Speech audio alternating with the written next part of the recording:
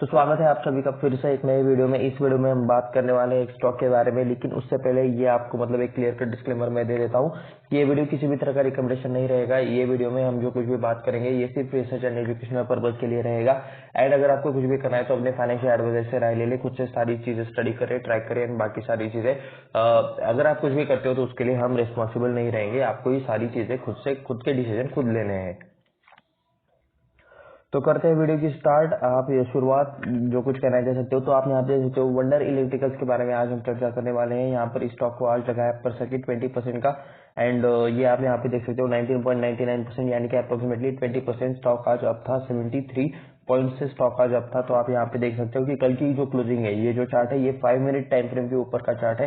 तो 380 के आसपास या फिर 380 से भी नीचे थोड़ा सा 370 के आसपास कहीं पर तो कल की क्लोजिंग हुई थी। उसके बाद डायरेक्टली आज ओपन होते हुए गैप अप ओपन हुआ है। आज की जो डेट है वो है 27 दिसंबर 2023। यहाँ पे मतलब ओपनिंग कहाँ पर हुई ये आप देख सकते हो। 400 के लेवल के आसपास ओपनिंग हुई, 400 से 410-20 के आसपास ओपनिंग हुई।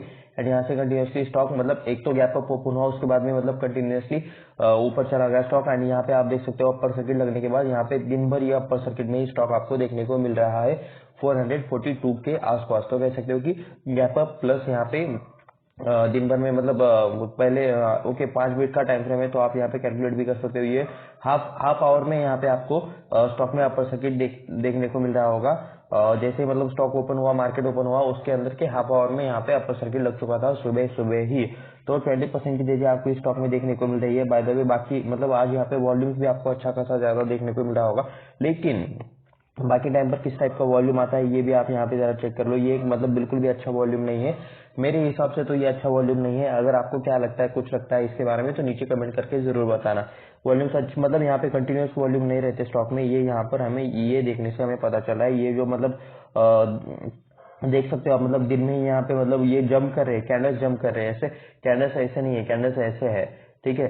तो मतलब ये बीच बीच में गैप छोड़कर जंप कर रहे हैं। गैप डाउन मतलब लाइव मार्केट में गैप अप या फिर गैप डाउन हो रहा है, तो ऐसी चीजें यहाँ पे थोड़ी सी रिस्की मानी जाती है स्टॉक्स में। ये 5 मिनट के टाइम फ्रेम का ऊपर है, हम इसके 1 डे एंड 1 मंथ का भी टाइम फ्रेम देखेंगे।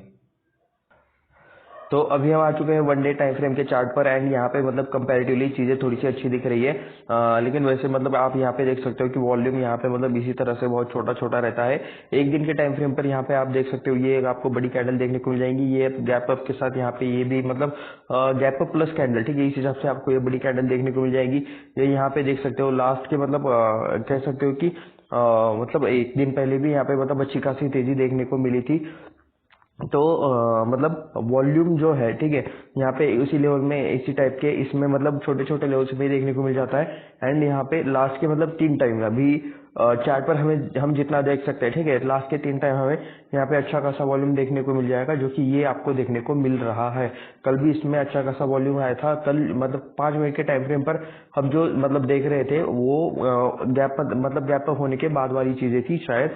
तो ये आप यहाँ पे देख सकते हो कि कंटिन्यूसली एक रेंज में स्टॉक ये ट्रेड कर रहा था 240 के आसपास। उसके बाद यहाँ पे थोड़ा सा इसने ऊपर जाने की कोशिश की, फिर से नीचे आया, फिर से एक रेंज में घूमते घूमते 320 के आसपास आपको ये देखने को मिल रहा है। और उसके बाद जो तेजी स्टॉक में आई, ठीक है, 2 दिनों में आप यहाँ पे देख सकते हो स्टॉक ये 442 के आसपास डायरेक्टली चला गया, जो कि मतलब 250-280 के आसपास ट्रेड करता था। मतलब जिसको जो 300 के आसपास का लेवल भी मतलब 320 के आसपास ऊपर भी जाने की कोशिश कर रहा था, लेकिन जा नहीं पा रहा था। तो वो डायरेक्टली अभी अच्छा खासा ऊपर जाते हुए आपको देखने को मिल रहा है। तो वॉल्यूम्स ज्यादा है तो आप यहाँ पे कह सकते हो कि इसमें सर्किट वाली चीजें आपको देखने को हमेशा मिलती होगी।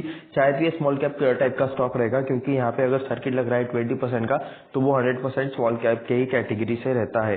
तो 1 डे के टाइम फ्रेम पर थोड़ा सा चार्ट ज्यादा स्टेबल है एज कम्पेयर टू 5 मिनट के टाइम फ्रेम पर। तो ये ओके, ये तो था 5 मिनट के टाइम फ्रेम वाला चार्ट। तो आपको मतलब हमें कुछ जो चीजें चेक करनी है तो वो आप यहाँ पे देख सकते हो 26 को। ओके 26 यस जी हाँ, 26 को आप यहाँ पे देख सकते हो 320 के आसपास ही मतलब इसका स्टार्टिंग हुआ था एंड क्लोजिंग हुआ था उस दिन 360 के आसपास। तो उस दिन में मतलब स्टॉक अच्छा खासा भागा था। लेकिन ये जो स्टार्ट का वॉल्यूम है कल मतलब मार्केट ओपन हुआ था तो उसके बाद वाला जो वॉल्यूम है, ठीक है, लास्ट में आप यहाँ पे देख सकते हो लास्ट के 1 घंटे में स्टॉक भागा, लेकिन उसके बाद मतलब स्टार्टिंग का जो वॉल्यूम है जब स्टॉक मार्केट शुरू हुआ 9:30 के बाद, तो उस वाले में आपको काफी ज्यादा मतलब रिस्क की चीजें देखने को मिल रही है। यहाँ पे एक तो वॉल्यूम उस हिसाब से ज्यादा नहीं है लाइव मार्केट में, यहाँ पे गैप अप गैप डाउन यहाँ पे चीजें देखने को मिल रही है। स्टॉक का प्राइस अच्छा है, मतलब ज्यादा है, 442 के आसपास है, तो थोड़ा सा तो कुछ हो सकता है, ठीक है, फंडामेंटली मतलब थोड़ा सा हो सकता है। लेकिन ये जो चार्ट पैटर्न है ना, ये एकदम से गैप अप या फिर गैप डाउन वाला, तो ये मतलब इसमें वॉल्यूम की कमी है, ये यहाँ पे क्लियरली ये समझ में आ रहा है। ये तो खैर किसी न्यूज की वजह से भागा होगा या फिर किसी ने बाइंग के लिए लगाया होगा, तो उस वजह से शायद भागा होगा। मुझे तो अब तक इसके बारे में कोई न्यूज आई है ऐसा पता नहीं चला। अगर आपको पता है तो नीचे कमेंट में जरूर लिख देना। तो उसके बाद चलिए हम यहाँ पे 1 मंथ के टाइम फ्रेम पर भी मतलब इस चार्ट को देख लेते हैं। तो आप यहाँ पे देख सकते हो 2022 से हमें यहाँ पे डेटा देखने को मिल रहा है। इसमें से हर एक कैंडल 1 मंथ के टाइम फ्रेम का है। उसके बाद यहाँ पे इसने हाई लगाया 442 के आसपास, जो कि आज का है। तो कह सकते हो कि अभी ये ऑल टाइम हाई के आसपास ट्रेड कर रहा है। एंड मतलब यहाँ पे अगर देखा जाए तो ये उस हिसाब से लॉन्ग टर्म में चार्ट पैटर्न यहाँ पे मतलब उतना ज्यादा डेंजर से फिर नहीं दिख रहा, क्योंकि टाइप ही मतलब चार्ट है, एक रेंज में घूम रहा है, ऊपर जाने की कोशिश कर रहा है। लेकिन मतलब ये डेटा भी लिमिटेड है, ठीक है, सिर्फ 1 साल का यहाँ पे डेटा है, 1 से 1.5 साल का डेटा है, ऐसा आप यहाँ पे ये कह सकते हो। अभी 2024 स्टार्ट हो जाएगा, 2022 के मतलब मार्च अप्रैल में शायद इसका लिस्टिंग हुआ होगा, तो या फिर जनवरी में ही हुआ होगा। तो कह सकते हो कि 1.5-2 साल का डेटा है, हमें थोड़ा सा और डेटा चाहिए। By the way long term में तो ये अच्छा खासा ऊपर जाते हुए देखने को मिल रहा है। पहले 160-150 के आसपास था, जो अभी ऊपर जाते हुए देखने को मिल रहा है। तो चलिए अभी हम देखते हैं इसके कुछ fundamentals, balance sheet, result and बाकी सारी चीजें। तो अभी हम आ चुके हैं स्क्रीनर पर हमें देखना है सबसे पहले इनका बिजनेस। तो आप यहाँ पे देख सकते हो, established in 2014, Wonder Fibromats limited is fully integrated end end to end manufacture and supplier of ceiling fans, exhaust fan, pedestal fans and brushless DC BLDC flash. तो फैंस में ही मतलब इनका ज्यादातर ये कोर बिजनेस देखने को मिल रहा है। फैंस में ये लोग ज्यादा काम करते हैं, अलग अलग टाइप के फैंस, सीलिंग फैंस रहा, मैन्युफैक्चरिंग करते हैं, उसकी सप्लायरिंग मतलब सप्लायर का काम भी यही करते हैं। एग्जॉस्ट फैंस है, पेडेस्ट्रल फैंस है, उसके बाद ब्रशलेस डीसी बीएलडीसी फैंस, जो कुछ मतलब प्रोडक्ट रहेगा हम यहाँ पे मतलब चेक करेंगे। इनकी वेबसाइट पर जाकर भी मतलब क्या क्या ये लोग प्रोवाइड करते हैं इनके बिजनेस के बारे में वो डिटेल्स देखेंगे। तो फोकसली फैंस बनाने वाली ये कंपनी है। फैंस में भी आपको पता मतलब समझ में आ जाना चाहिए कि मतलब घर के जो फैंस रहते हैं या फिर एग्जॉस्ट फैंस जो रहते हैं, ठीक है, उस टाइप वाले प्रोडक्ट्स में ये लोग काम करते हैं। तो ये स्पेसिफिकली उस चीज में काम करने वाली कंपनी है। मार्केट कैप के हिसाब से बहुत ही छोटा मार्केट कैप है। आप यहाँ पे देख सकते हो 593 करोड़ की सिर्फ कंपनी है, यानी कि बहुत ही छोटी कंपनी है ये, आप यहाँ से कह सकते हो। लिटरली सिर्फ 600 करोड़ के आसपास इसका मार्केट कैप देखने को मिल रहा है। और थोड़ा सा अगर स्टॉक गिर जाता या फिर कह सकते हो कि आज की अगर तेजी नहीं होती, तो मतलब आज की या फिर कल की, ये दोनों की मिला के अगर तेजी यहाँ पे नहीं होती तो 500 करोड़ से भी नीचे इसका मार्केट कैप शायद हमें देखने को मिल सकता था। क्योंकि छोटी कंपनीज रहती है, कभी भी बहुत ज्यादा भागती है, कभी भी बहुत ज्यादा गिरती है, तो उसका इम्पैक्ट मार्केट कैप पर जल्दी पड़ जाता है। करंट प्राइस देख सकते हो 436 का देखने को मिल रहा है। आज का जो हाई है, ठीक है, 442 के आसपास देखने को मिल रहा है। एक दिन के अंदर का लो है यहाँ पे 183 का। फेस वैल्यू 10 की देखने को मिल रही है, यानी कि अगर कंपनी चाहे तो बोनस या फिर स्प्लिट एक्शन दे सकती है, लेकिन अगर कंपनी चाहे तो, ठीक है, आपके चाहने से नहीं होगा, कंपनी के डिसीजन के ऊपर रहता है वो चीज। उसके बाद आप यहाँ पे देख सकते हो आरओई है 11.1% का, आरओसी है 14.9% का। स्टॉक का पी यहाँ पे 83.1 के आसपास चल रहा है। वैसे आप मुझे बताओ कि मतलब इस पी को कौन से अदर कंपनी के साथ कंपेयर करना चाहिए। ये फैंस में काम करने वाली कंपनी है, तो आप मुझे बताओ कि और मतलब कौन कौन सी कंपनी फैंस में काम करती है, ठीक है, आपको पता होगा, एटलीस्ट ये तो चेक कर लो कि आपके घर में जो फैन लगा हुआ है वो कौन सी कंपनी का है, ठीक है। तब तक के लिए वीडियो में आगे बढ़ते हैं। बुक वैल्यू है 45 का एंड अभी प्राइस चला है 436 का, तो कह सकते हो 9x to 10x के आसपास यहाँ पे आपको स्टॉक एक्स्ट्रा ट्रेड करते हुए देखने को मिल रहा है। उसके बाद डिविडेंड यील्ड यहाँ पे 0% का आपको देखने को मिल रहा है, तो इसे मैं थोड़ा सा ले लेता हूँ। डिविडेंड यील्ड 0% है, यानी कि डिविडेंड अभी तक मिला नहीं है या फिर लेटेस्ट के साल में दिया नहीं होगा, ये आपको यहाँ पे चीज देखने को मिल रही है। तो उसके बाद हमें यहाँ पे देखना है पी रेशो चार्ट, हम ऑलरेडी देख चुके हैं एंड मैं यहाँ पर मैक्स क्लिक कर लेता हूँ। वैसे ओके, ठीक है, तो आप यहाँ पे देख सकते हो सबसे हाईएस्ट वाली चीज जो है वो आपको यहाँ पे देखने को मिल जाएगी, वो है यहाँ पे 160 के आसपास आपको इसका पी देखने को मिल जाएगा। बाय द वे क्लिक करके ही देख लेते हैं। यहाँ पे हमें मतलब डेटा ज्यादा देखने को मिला है, लेकिन ठीक है, 18 दिसंबर 20 को इसका पी 165 के आसपास था, ईपीएस यहाँ पे 0.18 के आसपास था। तो 20 में, ठीक है, 20 में यहाँ पे मतलब पी ज्यादा था, और उसके बाद आप यहाँ पे देख सकते हो यहाँ पे 83 के आसपास अभी पी चल रहा है, एंड 5.32 के आसपास यहाँ पे ईपीएस चल रहा है। लेकिन फिर भी मतलब मुझे क्या लगता है इस वाले पार्ट को हम छोड़ देते हैं, क्योंकि ये अचानक से बढ़ा अचानक से घटा, ये वाला पार्ट स्किप कर देते हैं। ये जो ग्रोथ है, ठीक है, ये जो मतलब है ये मेन चीज है। एंड उस हिसाब से अभी मतलब कह सकते हो कि ऑल टाइम हाई के आसपास अभी इसका पीक चल रहा है। जब से इसकी लिस्टिंग या फिर चार्ट का डेटा हमने देखा है, तो आप इसमें से देख सकते हो कि मई 22 से हम पकड़े, तब भी मतलब उस हिसाब से अभी पी मतलब अच्छे खासे ऊपर के लेवल पर चल रहा है, ऐसा आप यहाँ पे कह सकते हो। तो मतलब आपको इस बारे में क्या लगता है, नीचे कमेंट करके जरूर बताएं। प्रोज यहाँ पे एक भी नहीं है, कॉस्ट की तो लाइन लगी पड़ी है। सबसे पहले बुक वैल्यू वाला बुक वैल्यू वाला ही पॉइंट है। स्टॉक अपने बुक वैल्यू के 9.69 टाइम्स ट्रेड कर रहा है, यानी कि 45-49 के आसपास जो बुक वैल्यू थी वो भी 442 के स्टॉक वैल्यू के साथ कंपेयर करते टाइम यहाँ पे 9x के आसपास आपको चीज देखने को मिल रही है। उसके बाद कंपनी रिपोर्टेड प्रॉफिट कर रहे हैं, लेकिन डिविडेंड नहीं दे रहे, तो ये आप यहाँ पे देख सकते हो।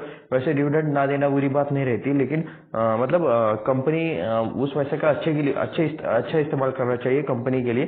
कंपनी के बिजनेस के लिए अगर पैसा यूज कर रहे हैं तो वो सबसे अच्छी बात रहती है। तो देखते हैं कंपनी उस पैसे का किस मतलब कामों के लिए यूज कर रही है, ये तो कंपनी के ऊपर है। तो उसके बाद कोर सेल्स ग्रोथ आपको देखने को मिल रहा है लास्ट के 5 सालों में 6.58% से आपको यहाँ पे सेल्स ग्रोथ लोअर में होते हुए आपको नजर में आ रही है।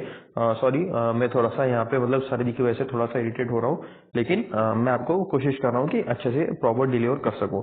तो लो रिटर्न ऑन इक्विटी आपको यहाँ पे देखने को मिल रही है लास्ट के 3 सालों में 12% के लो रिटर्न ऑन इक्विटी, यानी कि बहुत ही कम इक्विटी रिटर्न है लास्ट के 3 सालों में।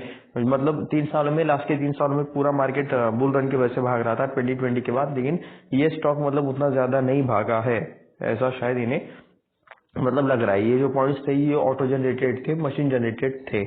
एंड यहाँ पे हम देख सकते हो कैपिटल गुड्स, इलेक्ट्रिकल इक्विपमेंट, ठीक है, ये कैटेगरी, दोनों कैटेगरीज ओके मुझे लग रही है, क्योंकि फोकसली फैंस में काम करने वाली कंपनी है या नहीं मुझे पता नहीं, लेकिन फैंस प्लस अदर चीजें कुछ वैसे बल्ब या फिर कुछ और इलेक्ट्रिकल इक्विपमेंट, तो ऐसे मतलब मिक्स काम करने वाली जो कंपनीज है इनके साथ इसका कंपेरिजन हम चाहे तो कर सकते हैं। Electric capital goods, electrical equipment and plus electrical equipment, तो ठीक है, इस सेक्टर में परफॉर्मेंस हम चेक कर लेते हैं। वैसे मुझे बजाज का नाम याद आ रहा है, मेरे घर पे मतलब जितना भी जो कुछ भी है शायद वो बजाज का है। फैंस में आपके घर में क्या है वो आप नीचे कमेंट करके जरूर बताना। हिताची एनर्जी आप यहाँ पे देख सकते हो, अपार इंडस्ट्रीज है, सुजलॉन एनर्जी है। Suzlon energies by the way किस किस को इस स्टॉक के बारे में डिटेल्स पता है, ये स्टॉक क्या करता है क्या नहीं, और फैन में इसका यहाँ पे क्यों लिखा गया है, तो नीचे कमेंट करके जरूर बताना। एबीबी भी देखने को मिल रहा है, सीमेंस भी आपको यहाँ पे देखने को मिल रहा है। तो मार्केट कैप यहाँ पे देख सकते हो 14,000, ओके, यहाँ पे कितना अमाउंट है, तो ये है 1,41,517 करोड़ का मार्केट कैप। ओके, तो सिमेंस काफी बड़ी कंपनी है इलेक्ट्रिकल इक्विपमेंट्स में, और इससे आप मतलब सेक्टर के टॉप से पता चल जाता है कि ये सेक्टर कितना बड़ा हो सकता है आगे, या फिर मतलब बाकी कंपनीज को कितना ज्यादा स्कोप है। एबीबी का भी देख सकते हो 1 लाख करोड़ के आसपास मार्केट कैप देखने को मिल जाएगा। 70,000 आपको सीजी पावर एंड इंडस्ट्रीज का देखने को मिल जाएगा। भेल का आपको 63,000, Suzlon energy 49,000, upper industries 23,000, Hitachi energy 22,000 and 592 crore का सिर्फ इस वंडर इलेक्ट्रिकल का मार्केट कैप आपको देखने को मिल रहा है। तो मार्केट कैप के हिसाब से काफी छोटी कंपनी आपको यहाँ पे नजर आ रही है। पी कंपेयर करोगे तो 83 का पी है, हिताची का 269 है, 134, बीएचईएल का 888, तो लिटरली मतलब यहाँ पे कह सकते हो कि कुछ कंपनीज हवा में है। वैसे बीएचईएल का और भी मतलब बहुत ज्यादा बिजनेस है, मतलब प्योरली कंपेयर कर हम इसे वंडर इलेक्ट्रिकल के साथ कंपेयर नहीं कर सकते। बीएचईएल और भी मतलब बहुत ज्यादा काम करती है। सुजलॉन एनर्जी का भी मतलब हम इसको डायरेक्टली कंपेयर नहीं कर सकते। सुजलॉन एनर्जी रिन्यूएबल में काम करते हैं, ये सिर्फ घर के फैंस में या फिर उस टाइप के अलग अलग फैंस में काम करते हैं, ठीक है। तो आप मुझे बताओ कि मतलब किस कोर कंपनी के साथ इसका कंपैरिजन करना चाहिए। बाकी मतलब इलेक्ट्रिकल गुड्स के साथ, इक्विपमेंट वाली के साथ हम कंपेयर कर लेते हैं। 74 का इसका मार्केट कैप है, इसका 83 का, इस हिसाब से तो देख सकते हो।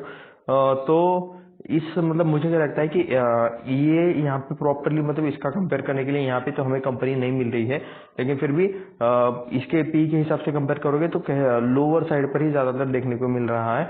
लेकिन फिर भी क्योंकि ये छोटी कंपनी है, ठीक है, तो इसका 74 का है, सेक्टर के टॉप का 74 का है, तो उससे तो थोड़ा सा ज्यादा ही इसका पी देखने को मिल रहा है। एंड मतलब ये प्रॉफिट में भी नहीं है, उससे भी मतलब बुरी बात यहाँ पे वंडर इलेक्ट्रिकल्स, ये आप net profit quarter in crore में यहाँ पे देख सकते हो। ये इन्होंने शायद लेटेस्ट में लॉस रिपोर्ट किया है, तो ये चीज भी मतलब बहुत बुरी है। इस हिसाब से। तो फिर भी मतलब स्टॉक का प्राइस थोड़ा सा स्ट्रांग है, तो वो देखते हैं कि मतलब क्या हमें क्वार्टरली रिजल्ट्स में नजर आता है। तो यहाँ पे देख सकते हो आप दिसंबर 2020 में 81 करोड़ का यहाँ पे सेल हुआ था, वो बढ़कर हो गया है 62 करोड़। बड़ा तो नहीं है, घटा है। तो 2020 से 23 तक क्या है यहाँ पे मतलब परफॉर्मेंस बढ़ा था। जी हाँ, 146 करोड़ यहाँ पे एक बार हुआ था मार्च 22 में, उसके बाद यहाँ पे 104, उसके बाद 55, 95, 146, 116। वॉलेटाइल परफॉर्मेंस आपको देखने को मिल रहा है। एक ही रेंज में स्टॉक ट्रेड कर रहा है, स्टॉक का सेल्स ट्रेड कर रहा है, ठीक है, कंपनी का सेल्स ट्रेड कर रहा है। उसके बाद यहाँ पे ऑपरेटिंग प्रॉफिट भी मतलब अगर सेल्स ही वोलाटाइल आए स्टार्टिंग में, तो बाकी सारी चीजों में भी हमें नीचे वही चीजें देखने को मिलते हैं। जिस टाइम पे सबसे अच्छा सेल हुआ था उस टाइम पे सबसे अच्छा प्रॉफिट दिख सकता है 8 करोड़ का। उसके बाद यहाँ पे देख सकते हो 10 करोड़ का। ओके, यहाँ पे तो मतलब गजब ही चीजें चल रही है। 150 करोड़ का यहाँ पे सेल हुआ, उसमें से एक्सपेंस 140 करोड़ का हुआ। तो कंपनी ने यहाँ पे मतलब कह सकते हो कि खर्चे अच्छे खासे घटाए या फिर कंट्रोल किए, यानी यहाँ पे 10 करोड़ का प्रॉफिट किया। कंपनी को मतलब मैक्स यही करना चाहिए, सेल्स चाहे मतलब कैसा भी हो उस हिसाब से खर्चे अगर कंट्रोल किए जाए तो कंपनी हमेशा प्रॉफिट में रहती है। यहाँ पे सितंबर 22 में यहाँ पे लॉस देखने को मिल जाएगा। सितंबर 23 में भी यहाँ पे 0.97 लाख का ओके ऑपरेटिंग प्रॉफिट है बाय द वे, ठीक है। तो नीचे आते आते मतलब वही नंबर क्या यहाँ पे मैनेज होते हुए देखने को मिल रहे हैं, मुझे तो नहीं मिल रहे हैं। तो यहाँ पे देख सकते हो जब जिस टाइम सबसे ज्यादा बिजनेस होता ओके ये वाला है, तो 8 करोड़ के आसपास यहाँ पे आपको प्रॉफिट देखने को मिल रहा था। तो एक्सपेंसेस कंपनी को मैनेज नहीं हो रहे हैं, एक्सपेंसेस कंपनी प्रॉपर्ली मैनेज नहीं कर पा रही है। ये चीज आप यहाँ पे मतलब प्योरली देख सकते हो। एक्सपेंसेस में ही मतलब ऐसा वॉलेटिलिटी देखने को मिल रही है। एक्सपेंसेस यानी कि क्या, ऑपरेटिंग प्रॉफिट मार्जिन, ये भी आप इससे भी समझ सकते हो। 2%, 3%, 5%, ये बीच में माइनस में चला गया, उसके बाद 3%, 6%, 2%। तो ये इनसे मैनेज नहीं हो रहा है। यहाँ पे मतलब कभी अच्छा खासा कर देते हैं तो कभी थोड़ा सा हिसाब बिगड़ जाता है। अदर इनकम इनका इतना ज्यादा नहीं है, अभी 84 लाख के आसपास ही मतलब अभी का सबसे ज्यादा देखने को मिला है लास्ट के 3-4 सालों में।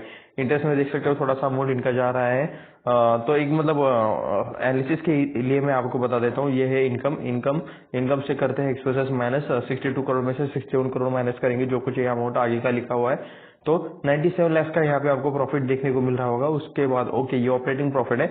उसके बाद यहाँ पे ये ऑपरेटिंग प्रॉफिट मार्जिन यानी कि क्या, इसके सेल्स के कितना परसेंट प्रॉफिट आया है। तो 62.58 करोड़ में से 1.55% का यहाँ पे प्रॉफिट आया है, यानी कि 97 लाख का यहाँ पे प्रॉफिट आया है। उसके बाद आप यहाँ पे देख सकते हो अदर इनकम 84 लाख का यहाँ पे मतलब कैसे इनको अदर इनकम हुआ है। अदर इनकम क्या चीज रहता है, मेन बिजनेस छोड़कर किसी और मतलब सोर्स से पैसे आना। यानी कि अगर मेरी प्लांट है, ठीक है, मेरा कोई मैन्युफैक्चरिंग प्लांट है एंड मैंने वहां की थोड़ी जमीन बेच दी, जिस जमीन पर मेरा वो प्लांट है, तो मैंने कुछ ये समझ लो कि 100 स्क्वायर फुट की जमीन बेच दी। तो वो बेचकर मुझे जो पैसा आया वो मेरा मेन बिजनेस से आया हुआ पैसा नहीं है, वो मेरा अदर इनकम है। मैंने एसेट बेचकर पैसा कमाया है। तो ये चीजें आपको पता रहनी चाहिए। उसके बाद ये देख सकते हो इंटरेस्ट, यानी कि जो कुछ लोन लिया होगा उसके ऊपर इंटरेस्ट एंड डिप्रिसिएशन पे करना पड़ता है।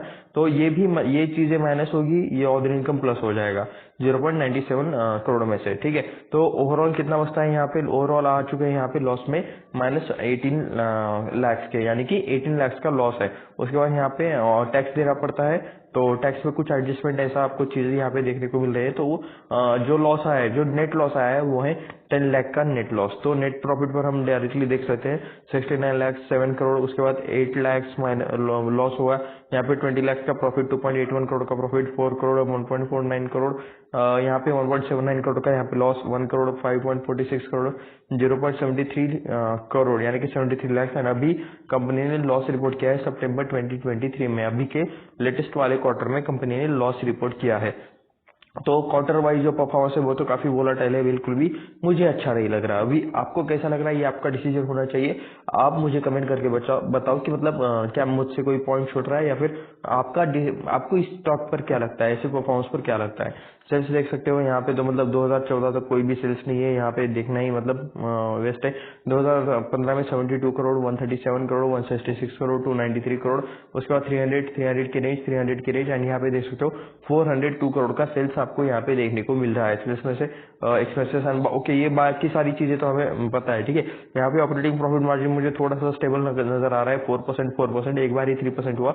उसके बाद यहाँ पे भी आपको 4% की ही चीजें देखने को मिल रही है। एक ही चीज हमें यहाँ पे चेक करनी है कि मतलब नेट प्रॉफिट -2 करोड़, 2 करोड़, 5 करोड़, 8 करोड़, 6 करोड़, 5 करोड़, 7 करोड़, 6 करोड़, 7 करोड़। तो क्वार्टरली परफॉर्मेंस से थोड़ा बेटर है, लेकिन इतना भी मतलब अच्छा नहीं है ये। यहाँ पे आप चेक कर सकते हो, मतलब कह सकते हो कि लास्ट के मतलब 4-5 सालों से एक ही रेंज में घूम रहा है, 6 करोड़ 7 करोड़ के आसपास आपको ये चीजें 2018 से अभी तक कह सकते हो आप। 2018 में 8 करोड़ का प्रॉफिट किया था, उसके बाद भी मतलब अभी भी वो लेवल अचीव नहीं हुआ है। टीटीएम में तो अभी 7 करोड़ का प्रॉफिट देखने को मिल रहा है, लेकिन आने वाली जो 2 क्वार्टर्स है एक्स्ट्रा के, ठीक है, अगर उसमें लॉस कर देंगे तो ये भी मतलब माइनस हो सकता है। उसमें प्रॉफिट करेंगे तो हो सकता है कि मतलब ये तो 2018 का 8 करोड़ बीट कर जाए, उसके ऊपर चला जाए नेट प्रॉफिट। तो ओके ओके, मतलब ठीक ठाक भी, मतलब उतना ज्यादा बढ़िया भी है यहाँ पे ये कह नहीं सकते। काफी छोटी कंपनी है उसे, मतलब कंपेरेटिवली ठीक ठाक बोलने के लिए कंपनी काफी छोटी लग रही है, कंपनी काफी रिस्की लग रही है मुझे। अब आपको क्या लगता है ये आप मुझे नीचे कमेंट करके जरूर बताना। रिजर्व देख सकते हो, पहले 0 माइनस एंड बाकी सारी चीजें देखने को मिल रही है, -0 -1 एंड अभी यहाँ पे ये प्लस में आए हैं। 47 करोड़ का अभी का सितंबर का रिजर्व है, तो ठीक है, इस हिसाब से ठीक है, रिजर्व कह लेते हैं अच्छे। वो जो ऊपर के मतलब ईयरली जो रिजल्ट है वो भी थोड़े बहुत ठीक ठाक थे, ठीक है, मतलब इतना भी ज्यादा ग्रेट नहीं थे, ठीक ठाक थे। ऐसा मैं यहाँ पे मतलब कह देता हूँ आपको। यहाँ पे बोरिंग भी देखने को मिल रही है, कर्जा है कंपनी के ऊपर, कर्जा कंटिन्यूसली बढ़ रहा है। कर्जा कंपनी को मतलब या तो कंपनी को कम करना चाहिए, या फिर जो अमाउंट ये लोग कर्जे के हिसाब से ले रहे हैं, ठीक है, उनका अच्छे मतलब प्रॉपर यूज करना चाहिए। ऐसा नहीं कि मतलब वो मतलब कोर चीजें छोड़कर किसी और चीजों में पैसा लगा रहे, तो ऐसे टाइम में मतलब कंपनी को सस्टेन करने के लिए मुश्किल जाता है। शॉर्ट टर्म बोरिंग में आप यहाँ पे देख सकते हो 13.56 करोड़ का कर्जा है, लॉन्ग टर्म बोरिंग में 6.44 करोड़ का कर्जा है। तो जितना नेट प्रॉफिट है उसी हिसाब से आपको यहाँ पे देखने को मिल रहा है लॉन्ग टर्म बोरिंग वाला कर्जा। तो ये भी मतलब थोड़ा सा कर्जा मुझे ज्यादा लगता है कंपेरेटिवली कंपनी के परफॉर्मेंस से। 2 करोड़ का पहले फिक्स एसेट हुआ करता था, जो भी हो चुका है 34 करोड़ का। तो एसेट बढ़ रहे हैं, रिजर्व्स बढ़ रहे हैं। लैंड यहाँ पे 4 करोड़ का हो चुका है, बिल्डिंग 17 करोड़ की हो चुकी है, प्लांट मशीनरी 30 करोड़ के है, इक्विपमेंट 2 करोड़ का है, कंप्यूटर्स फर्नीचर्स एंड बाकी व्हीकल्स, ये सारी चीजें चाहे तो आप यहाँ पे कंपेयर कर सकते हो। तो चलिए उसके बाद यहाँ पे नीचे चलते हैं। अभी यहाँ पे हमें देखना है शेयर होल्डिंग पैटर्न। ईयरली पे मैं चेक कर लेता हूँ, 2022 से ही हमें यहाँ पे डेटा देखने को मिल रहा है। 71.79% यहाँ पे प्रमोटर की हिस्सेदारी है। तो चलिए ये पॉइंट अच्छा लगा। यहाँ पे एफआईएस भी है बाय द वे, 9.25%, पहले एफआईएस थे जो अभी हो चुके हैं 10.88%, पब्लिक है 18.96%, जो अभी हो चुके हैं 70.33%। प्रमोटर्स का मतलब प्रमोटर्स की होल्डिंग अच्छी है। एफआईएस यहाँ पे अच्छे खासे मतलब इन बढ़ रहे हैं, 1% या 1% या फिर थोड़ा सा कह सकते हैं कि एफआईएस ने इंक्रीज किया है। उनका ऑलरेडी 9% था, जो अभी हो चुका है 10.88%। तो 1% से कह सकते हो कि इंक्रीज हुआ है, 1% के अप्रॉक्स। एंड पब्लिक यहाँ पे थोड़ी सी कम हो रही है। तो पब्लिक का कम होना एक्चुअल में अच्छी बात रहती है कंपेरेटिवली, ठीक है। ऐसा मत कहे मतलब इसको एक कोई एक फिक्स्ड फॉर्मूला मत मान लेना। तो प्रमोटर्स का यहाँ पे आपको ज्यादा शेयर होल्डिंग देखने को मिल जाएगा। तो ये नेम्स कुछ नेम है जो आप यहाँ पे स्क्रीनशॉट लेकर रख सकते हो। इन्हें आपको सर्च करना है गूगल या फिर लिंक्डइन पर, वहां पर आपको इनके रिलेटेड डेटा मिल जाएगा। जैसे यहाँ पे जतिन आनंद लिखा है, अगर हम गूगल पर या फिर लिंक्डइन पर जतिन आनंद सर्च करेंगे तो इनका प्रोफाइल, लिंक्डइन प्रोफाइल आ जाएगा, जहाँ पर आप देख सकते हो इनका क्वालिफिकेशन क्या है, एजुकेशन क्या है, कंपनी के मैनेजमेंट में रोल क्या है, बाकी सारी चीजें। तो 12% का आपको यहाँ पे इनका शेयर होल्डिंग देखने को मिल जाएगा। उसके बाद योगेश आनंद, इनके पास 11.79%, हर्ष कुमार आनंद 11.68%, सिद्धांत सहानी, योगेश सहानी, रोहित आनंद, करण आनंद, नीरज सहानी एंड समर्थ सहानी। तो सहानी एंड आनंद फैमिली आपको यहाँ पे देखने को मिल रही है प्रमोटर्स में। तो चाहे तो आप यहाँ पे स्क्रीनशॉट लेकर इन्हें चेक कर सकते हो बाकी के प्लेटफॉर्म्स पर, गूगल या फिर इस पर लिंक्डइन पर। लेकिन ये मतलब आपको यहाँ कंपनी की जो वेबसाइट है वहां पर भी हम देखने वाले हैं, वहां पर भी आपको इनसे रिलेटेड चीजें देखने को मिल जाएंगी। वेस्पेरा फंड लिमिटेड, इनके पास यहाँ पे 9.25% के आसपास शेयर होल्डिंग देखने को मिल रही है। कम ज्यादा ये लोग करते होंगे। अभी तो यहाँ पे डेटा दिख रहा है, अभी इसमें चेंज हुआ है नहीं हुआ है ये तो हमें बाद में ही पता चलेगा। तो यहाँ पे हमें चेक करना है कि कंपनी ने कितने टाइम में कितने रिटर्न दिए हैं। वैसे जस्ट लिस्टेड है तो पता नहीं मतलब कब तक ये डेटा दिखा पाएगा, 1-1.5-2 साल से मतलब शायद डेटा देख सकेंगे। 19.99% की रिटर्न है, एक दिन में 400 के ऊपर स्टॉक का पर तो स्टार्ट हुआ। एंड ओके, यहाँ पे प्रीवियस क्लोजिंग ये 368 के आसपास प्रीवियस क्लोज था, लास्ट दिन का क्लोज था 368 के आसपास। उसके बाद यहाँ पे डायरेक्टली 20% का परसेंटेज आपको यहाँ पे देखने को मिल रहा है। उसके बाद चलिए यहाँ पे 5 दिनों का डेटा चेक कर लेते हैं। तो आप यहाँ पे देख सकते हो 47.46% की रिटर्न है लास्ट के 5 दिनों में। एक महीने की अगर बात करोगे तो 58% की रिटर्न है। 6 महीने की अगर बात करोगे तो यहाँ पे आप देख सकते हो 100% की रिटर्न, यानी कि स्टॉक थोड़ा सा गिरा हुआ था एंड वहां से स्टॉक ने रिवाइवल किया है, तो 6 महीने में 100%, 6 महीने में पैसा डबल हुआ है, ऐसा चाहे तो आप यहाँ पे कह सकते हो। लेकिन इस ईयर के स्टार्टिंग से जनवरी से आप यहाँ पे देख सकते हो 71% की रिटर्न, एक साल में भी अप्रोक्स उतना ही देखने को मिल रहा है, 5 सालों में 74% की रिटर्न, मैक्स में भी वही चीज आपको देखने को मिल रही है। तो कह सकते हो कि यहाँ पे मतलब ऊपर नीचे करते हुए कंपनी ने सारे के सारे अप्रोक्स ग्रीन ही दिख रहे हैं, कोई यहाँ पे नेगेटिव में नहीं दिख रहा। लेकिन जब ग्रीन मतलब आपको जब भी कभी इन्वेस्ट करना हो तो आपको उस फंडामेंटल कंपनी को सेलेक्ट करके उसका लिस्ट बना के रखना चाहिए। एंड जब वो शेयर गिरे, ठीक है, तब वो शेयर गिरे मतलब कंपनी के अंदर कुछ खराबी है इसलिए गिर रहा होगा, तब नहीं लेना है। अब वो कुछ बाकी का एक्सटर्नल मैटर की वजह से या फिर किसी बाहरी न्यूज की वजह से कंपनी का बिजनेस जब तक खराब नहीं होता ना, तब तक कंपनी अच्छी रहती है। अगर मतलब किसी बाकी की चीज की वजह से स्टॉक गिरा होगा तब खरीदना चाहिए, अदरवाइज अगर कंपनी में कुछ खराबी है इसलिए स्टॉक गिरा है, उस टाइम पे खरीदा नहीं जाता। तो यहाँ पे स्टॉक का प्राइस बढ़ रहा है एक्चुअली, ठीक है। तो ये डिसीजन आपका है कि आपको क्या करना है क्या नहीं, ये सारी चीजें आपकी, आप खुद से ट्रैक करें, खुद से सारी चीजें मतलब स्टडी करें, अपने फाइनेंशियल एडवाइजर से राय ले, उसके बाद ही जो करना है करें। हम इसके लिए रिस्पॉन्सिबल नहीं रहते। तो ये हमने देख लिया कि कितने टाइम में कितने % के रिटर्न्स दिए हैं। तो मैं आपको अभी इनकी वेबसाइट दिखा देता हूँ। वेबसाइट वैसे काफी अट्रैक्टिव है। अट्रैक्टिव मीन्स ये इन्होंने एनिमेशन लगा के रखा है जो मुझे अच्छा लग रहा। तो fan OEM 40+ year experience, OEM यानी कि शायद मतलब ये बाकी कंपनीज को भी शायद इनका माल बेचते हैं। यहाँ पे ऑलरेडी प्रोडक्ट का यहाँ पे लिखा हुआ है, तो चलिए प्रोडक्ट पर क्लिक कर देते हैं। एंड BLDC फैंस, जो कि मुझे पता नहीं है क्या रहता है, तो चलिए मैं यहाँ पे क्लिक कर देता हूँ। तो ये भी मतलब कुछ घर के टाइप वाले ही फैंस देखने को मिल रहे हैं, BLDC fans, arrow P2 BLDC fans. तो ये कुछ इस टाइप के फैंस ये लोग बनाते हैं। मॉडल RPM यहाँ पे आप देख सकते हो कितना पावर कंजप्शन करता है ये डिलीवरी। ये स्पेसिफिकेशन 2 साल की वारंटी, RPM 350। और प्रोडक्ट में ये देख सकते हो BLDC फैंस है, सीलिंग फैंस है, एग्जॉस्ट फैंस है, उसके बाद पेडेस्ट्रल फैंस। तो ये सारी चीजें चाहे तो आप यहाँ पे देख सकते हो प्रॉपरली फैंस में ही ये लोग काम करने वाली कंपनी है। रजिस्टर ऑफिस इनका यहाँ पे देख सकते हो दिल्ली की कंपनी है। प्लांट भी है इनका तेलंगाना में एंड उत्तराखंड में भी आपको इनका प्लांट देखने को मिलता है। तो एक नॉर्थ में एक साउथ में इस टाइप में मतलब थोड़ा सा इनका आपको देखने को मिल रहा है। ठीक है, चलिए अच्छा है। TPW फैन क्या रहता है, तो ये एक बार हम यहाँ पे ओके, ये मतलब जो टेबल फैन, जी जी जी, ये टेबल फैन, ये पेडेस्टल फैन है, ये वॉल फैंस। तो इस टाइप के फैंस आपको यहाँ पे देखने को मिल रहे हैं। फाउंडर्स प्रोफाइल में हम चलते हैं यहाँ पे, उसके बाद हम ग्रुप पे भी जाएंगे। तो यहाँ पे आप देख सकते हो Anand, mister Harish Kumar Anand, chairman and management director, Yogesh Anand, Yogesh Sahni, जो कि नेम हमने इसमें पढ़े थे। ठीक है, तो चाहे तो क्या हम इनके ऊपर क्लिक कर सकते हैं? जी हाँ, तो ये आप यहाँ पे देख सकते हो 71 इनकी एज है, प्रमोटर में 48 ईयर्स का इनको एक्सपीरियंस है मैन्युफैक्चरिंग कंपोनेंट में। एंड वो यहाँ पे देख सकते हो, ठीक है, ऑन बोर्ड कब से है ये 2013 से अब तक ये कंपनी के इस पर ऑन बोर्ड है। तो ऐसे आप यहाँ पे इन पर क्लिक करोगे तो इनसे रिलेटेड चीजें आपको पढ़ने को मिल जाएंगी। तो ये चाहे तो आप ये पढ़ सकते हो। फिर से मैं यहाँ पे वेबसाइट पर बैक आ जाता हूँ। हम मतलब ऊपर से ही हमने वेबसाइट देखी, तो वो भी हम जरा चेक करते हैं क्या यहाँ पे और किसी तरह का एनिमेशन है। नहीं, इनके प्रोडक्ट्स ओके, वेबसाइट काफी सिंपल है, यहाँ पे ज्यादा इन्होंने कॉम्प्लेक्स चीजें नहीं रखी है। Okay, infrastructure, world class infrastructure, ये इनका फैक्ट्री का है जहाँ पर ये लोग चीजें बनाते हैं।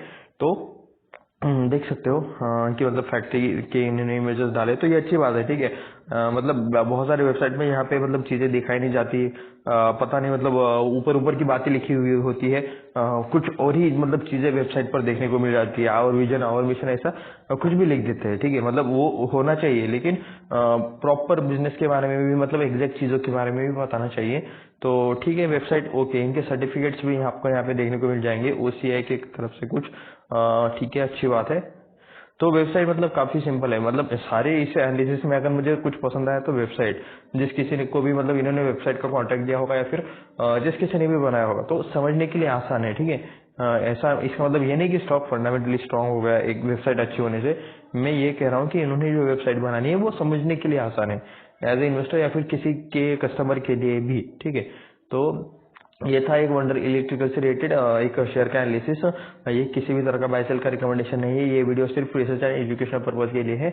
आपको खुद से डिसीजन लेना है, सारी चीजें खुद से आपको ट्रैक करनी है, उसके बाद आपको जो कुछ करना है वो करना है, उसके लिए भी सिर्फ आप जिम्मेदार रहते हो। तो इस वीडियो में बस इतना ही। ऐसे और वीडियो देखने के लिए चैनल को सब्सक्राइब करें, वीडियो को लाइक करें एंड अपने दोस्तों के साथ शेयर भी करें। मिलते हैं नेक्स्ट वीडियो में, धन्यवाद।